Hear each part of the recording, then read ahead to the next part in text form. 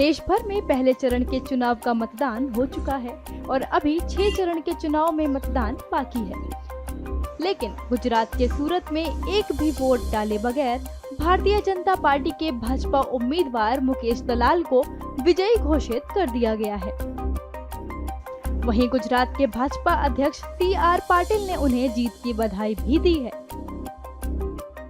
दरअसल कांग्रेस उम्मीदवार नीलेश कुंबानी का नामांकन चुनाव आयोग ने खारिज कर दिया था।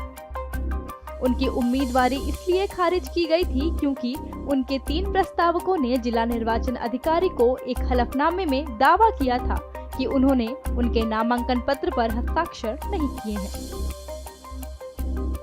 इसके बाद चुनाव आयोग ने नीलेश कुंबानी को रविवार तक अपना पक्ष रखने के लिए कहा था, जिसके बाद चुनाव आयोग ने उनका पक्ष जानने और संतुष्टि न होने के बाद उनके नामांकन पत्र को खारिज कर दिया।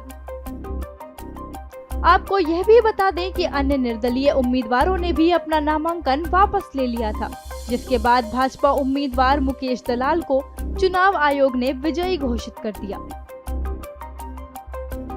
उन्होंने इस पर बोलते हुए कहा कि मेरा विजय के साथ पहला कमल खिला है, जिससे मैं PM मोदी को समर्पित करता हूं। हम लोग विकसित भारत के लिए मत मांग रहे थे। हम लोग नरेंद्र भाई मोदी साहब के काम पर मत मांग रहे थे। आज गुजरात में, सूरत में, देश में पहला कमल खिला है। मैं ये कमल आदरणीय प्रधानमंत्री और विश्व पुरुष श्री नरेंद्र भाई मोदी साहब के चरण कमलों में अर्पण करता हूँ। किस प्रकार की ये पूरी घटना बनी जब आपको चुनाव ही नहीं लड़ना पड़ा और आप ऐसे जीत गए? क्या रहा पूरा घटनाक्रम? घटनाक्रम में क्या है, कांग्रेस का फॉर्म रिजेक्ट हुआ और बाकी जो उम्मीदवार थे इन्होंने नरेंद्र भाई मोदी साहब का जो विकसित भारत की जो कल्पना है इनको साथ देकर अपना फॉर्म विड्रॉ कर लिया। बस यही चीज़ है। आप क्या कहेंगे? भाजपा बार बार कहती रही कि हम देश को कांग्रेस मुक्त बनाएंगे और आज सूरत एक ऐसी लोकसभा सीट है जहां पर ना पार्षद है, ना विधायक है और अब सांसद भी नहीं। क्या रहा मुद्दा?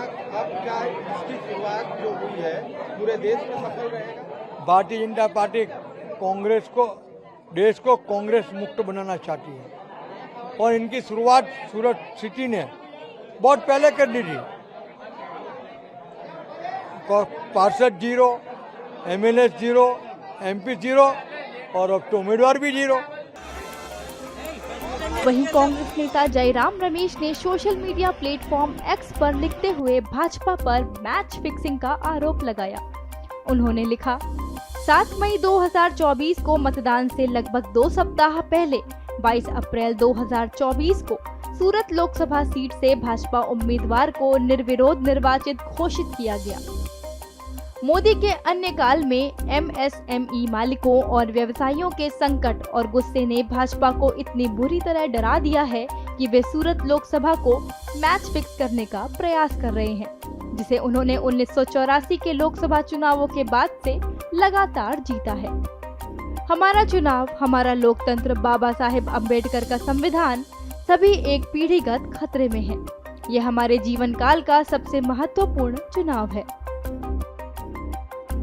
गुजरात में कांग्रेस और आम आदमी पार्टी गठबंधन कर चुनाव लड़ रहे हैं।